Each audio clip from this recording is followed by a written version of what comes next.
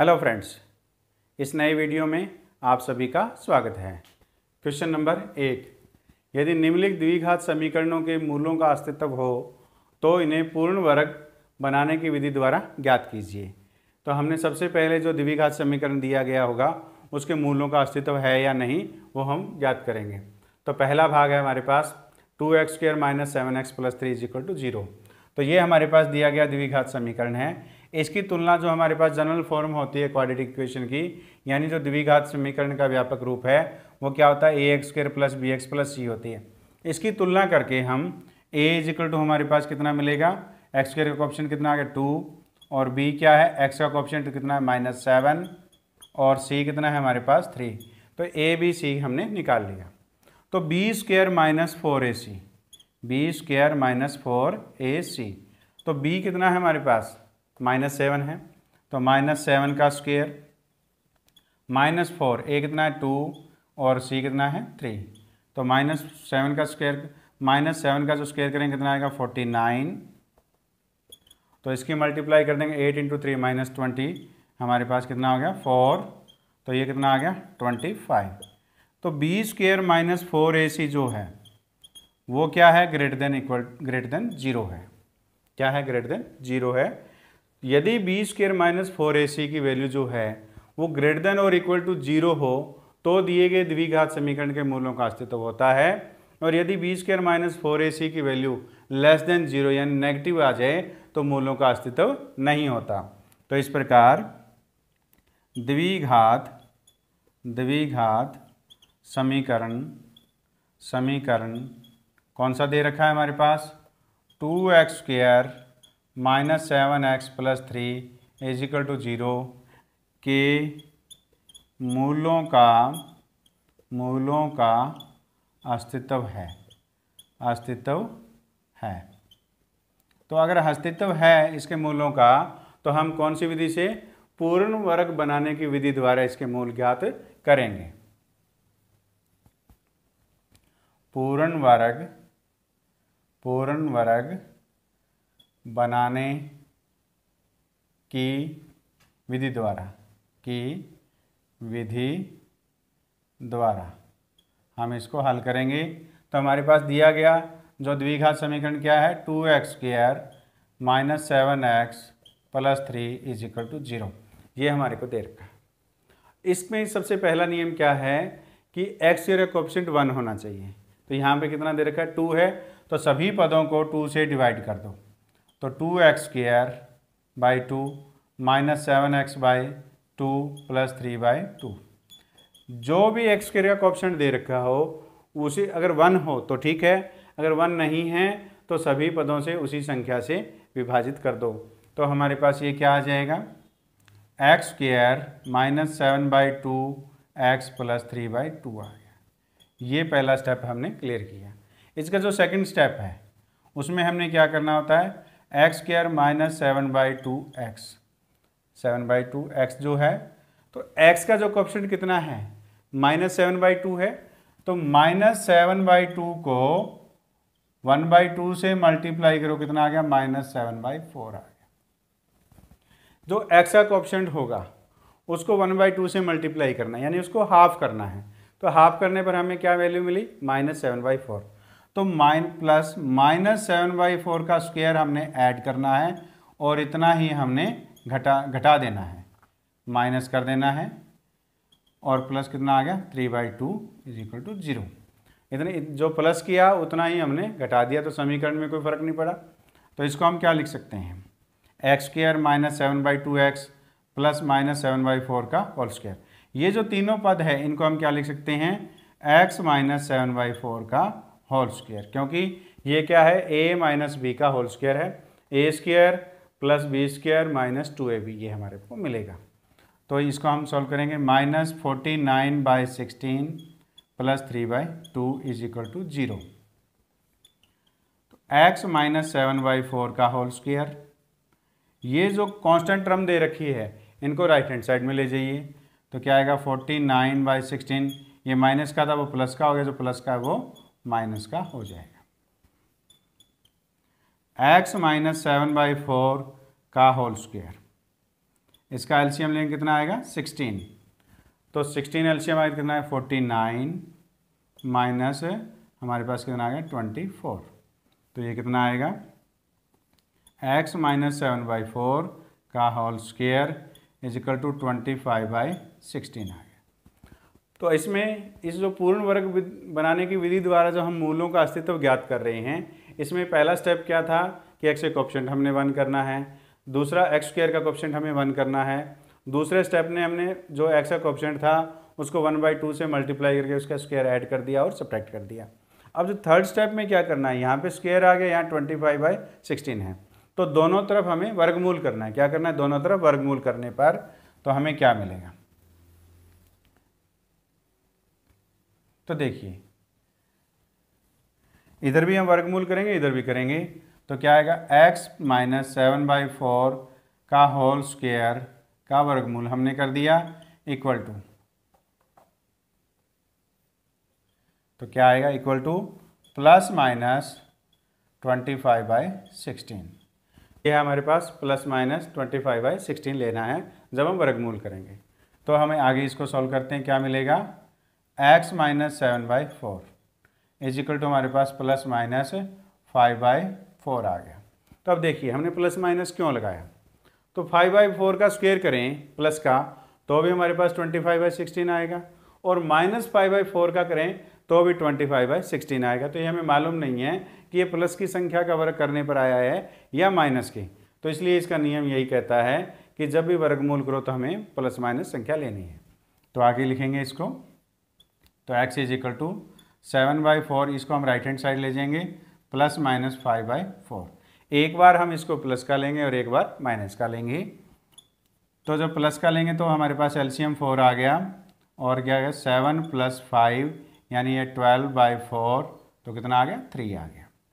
और जब हम माइनस का लेंगे तो 7 यानी 4 तो एलसीएम आना ही आना है, तो माइनस के लेंगे तो हमारे पास क्या 5, तो कितना आ गया 2/4 इज इक्वल टू कितना आ गया 1/2। अतः दी गई द्विघात समीकरण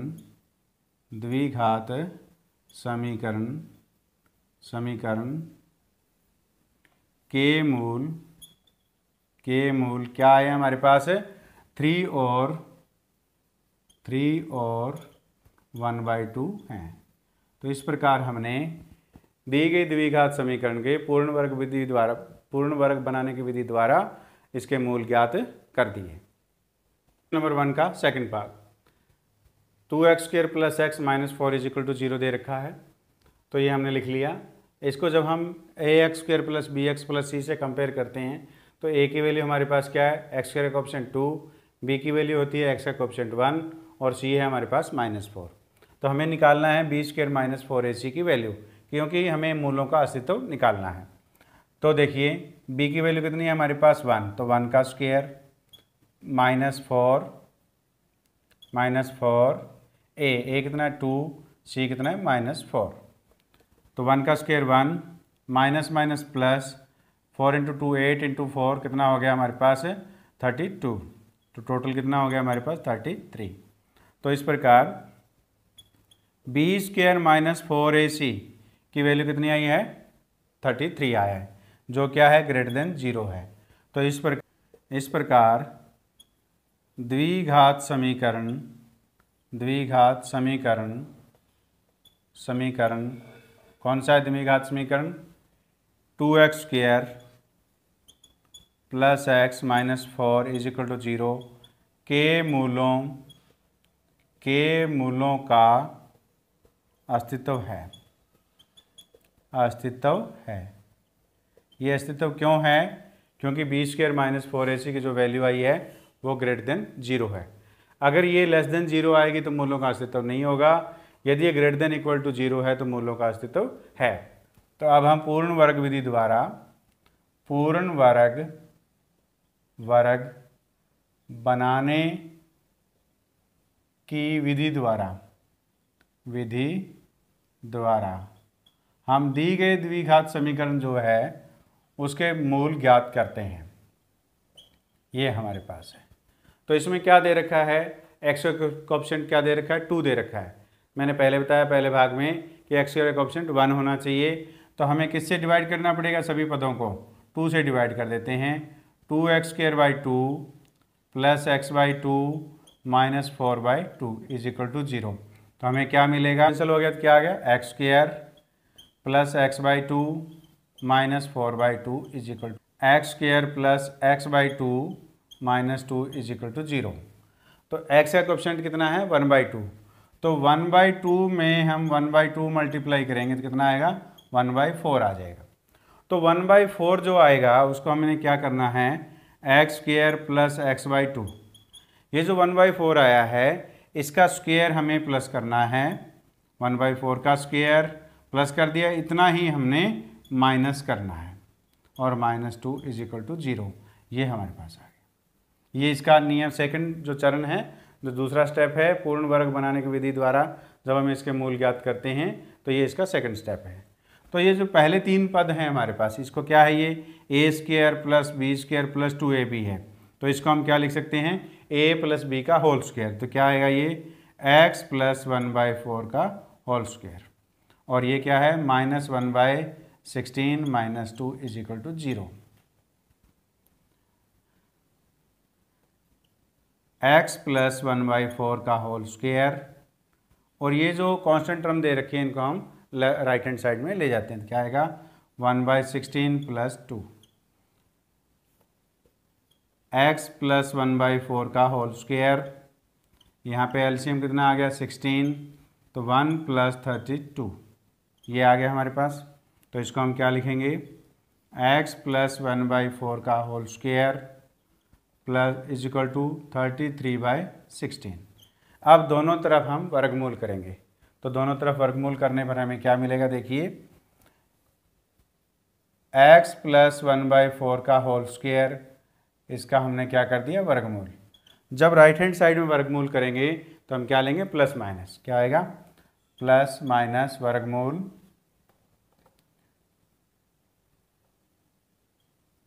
क्या आएगा? 33/16 ये हमारे पास है।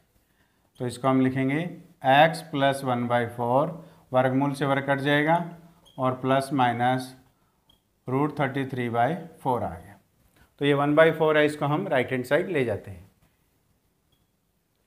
तो x is equal to -1/4 plus minus √33/4। तो इसका हम एलसीएम ले लेंगे 4।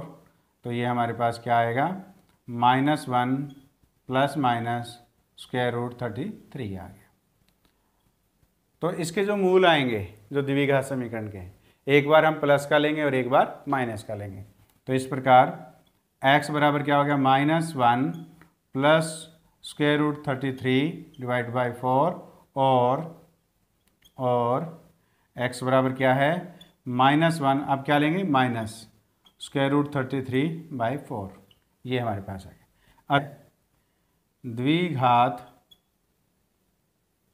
समीकरण के मूल कौन कौन से आए हैं हमारे पास? -1 प्लस √33/4 और -1 माइनस √33/4 हैं।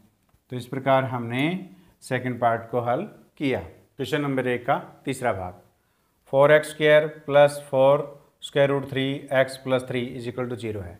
तो सबसे पहले हम ये द्विघात समीकरण दिया गया है, इसके मूलों का अस्तित्व ज्ञात करेंगे है या नहीं, फिर हम इसको पूर्ण वर्ग बनाने की विधि द्वारा इसको हल करेंगे। तो ये हमारे पास द्विघात समीकरण दिया गया है। यहाँ a इज इक्वल टू क्या? 4 जो x स्क्वायर का कोएफिशिएंट है, और b इज इक्वल टू कितना है? 4√3 जो x का कोएफिशिएंट है, और c इज इक्वल टू 3 जो कांस्टेंट टर्म है। तो b² माइनस 4ac यहाँ वैल्यू पुट करेंगे तो 4√3 का होल स्क्वायर हो गया ये, -4, a कितना दे रखा है? 4 और c कितना दे रखा है? 3। तो ये कितना आ गया हमारे पास? 4 का स्क्वायर 16 इंटू 3 कितना आ गया? 48, और 16 इंटू 3 ये भी कितना आ गया? 48। तो ये b² माइनस 4ac। तो ये हमें क्या मिल रहा है? b² माइनस 4ac किसके इक्वल आ गया? 0। यदि ये 0 है यानी बी स्क्वायर माइनस 4ac की वैल्यू 0 या 0 से बड़ी हो तो दिए गए द्विघात समीकरण के मूलों का अस्तित्व होता है। अगर बी स्क्वायर माइनस 4ac की वैल्यू लेस देन 0 हो तो मूलों का अस्तित्व नहीं होता। तो इस प्रकार द्विघात समीकरण कौन सा है हमारे पास, 4x² plus 4 square root 3 plus 3 is equal to 0 के मूलों का अस्तित्व है। तो अगर इसके मूलों का अस्तित्व है तो पूर्ण वर्ग बनाने की विधि द्वारा इसके मूल ज्ञात करने हैं। पूर्ण वर्ग बनाने की विधि द्वारा तो हमारे पास दी गई जो द्विघात समीकरण है वो क्या है, 4x² plus 4 square root 3x plus 3 is equal to 0, ये हमें दे रखी है। तो हमें सबसे पहले स्टेप में क्या करना है, x के जो कोएफिशिएंट है उसको 1 करना है। तो यहाँ पे क्या दे रखा है 4, तो सभी जो पद हैं उसको 4 से डिवाइड कर दो। 4x² 4 plus 4 square root 3/4 x plus 3/4 is equal to 0। तो ये 4 से 4 कैंसिल, ये भी कैंसिल। तो क्या आ गया हमारे पास, x² plus root 3x plus 3/4 is equal to 0, ये आ गया। अब अगले स्टेप में हमें क्या करना है कि जो x का कोएफिशिएंट है कितना है, स्क्वायर रूट 3, इसको 1/2 से मल्टीप्लाई करेंगे। तो स्क्वायर रूट 3 को 1/2 से मल्टीप्लाई करना है, कितना आ गया, स्क्वायर रूट 3/2। तो इसका स्क्वायर हमने ऐड करना है और इसका स्क्वायर हमने सब्ट्रैक्ट करना है, यानी घटा देना है। तो x² plus square root 3x plus square root 3/2 का होल स्क्वायर हमने प्लस कर दिया और इतना ही हमने माइनस करना है, यानी घटा देना है, और प्लस 3/4 इज इक्वल टू 0, ये हमारे पास आ गया। तो इस जो पहले जो 3 पद हैं ये क्या है, x² plus root 3x plus square root 3/2 का होल स्क्वायर, ये क्या a² plus b² plus 2ab है। तो इसको हम क्या लिख सकते हैं, x प्लस स्क्वायर रूट 3/2 का होल स्क्वायर। तो इसका हम स्क्वायर सिंप्लीफाई करेंगे, कितना आएगा, minus 3/4 plus 3/4 is equal to 0। तो ये क्या हो गया, इससे कैंसिल हो गए। तो हमारे पास क्या आ गया, x प्लस स्क्वायर रूट 3/2 का whole square is equal to 0 आ गया। तो अगर ये स्क्वायर है तो हम इसको क्या लिख सकते हैं, 2 बार गुणा कर सकते हैं इसी से। तो क्या लिखेंगे इसको, x plus square root 3/2 into x plus square root 3/2 is equal to 0 हो गया। x plus root 3/2 into x plus root 3/2 is equal to 0। तो इस प्रकार that implies x plus root 3/2 is equal to 0। तो क्या आ जाएगा हमारे पास, तो x इज इक्वल टू आ गया माइनस रूट 3/2। तो ये इसके पहले भाग का है, यही दूसरे भाग का आएगा। तो अतः द्विघात समीकरण के मूल क्या क्या आ गए हमारे पास है, माइनस रूट स्क्वायर रूट 3/2 और माइनस स्क्वायर रूट 3/2 हैं। तो इस प्रकार हमने दी गई द्विघात समीकरण के पूर्ण वर्ग बनाने की विधि द्वारा मूल ज्ञात कर दिए। क्वेश्चन नंबर 1 का 4th part, 2x² plus x plus 4 is equal to 0 है। तो हमारे से सबसे पहले हम दिए गई द्विघात समीकरण के मूलों का अस्तित्व देखेंगे कि ये मूल वास्तविक है या नहीं। तो हमें सॉल्यूशन ऑफ 4th पार्ट, तो दिए गई द्विघात समीकरण क्या है, 2x² plus x plus 4 is equal to 0। तो इस द्विघात समीकरण में a इज इक्वल टू कितना दे रखा है हमारे पास 2, जो x² का कोएफिशिएंट है।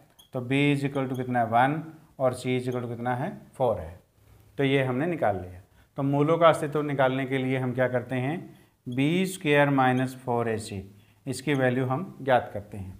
तो b कितना दे रखा है 1 का स्क्वायर माइनस 4, a कितना है 2 और c कितना है 4। तो कितना हो गया 1 माइनस कितना हो गया हमारे पास ये 32, तो इक्वल टू कितना आ गया माइनस 31। तो that implies b² minus 4ac जो है वो क्या है, लेस देन 0 है। अगर b² minus 4ac less than 0 है तो मूल दिए गए द्विघात समीकरण के मूल वास्तविक नहीं हैं, अतः मूलों का अस्तित्व नहीं है। तो अतः दी गई द्विघात समीकरण के मूल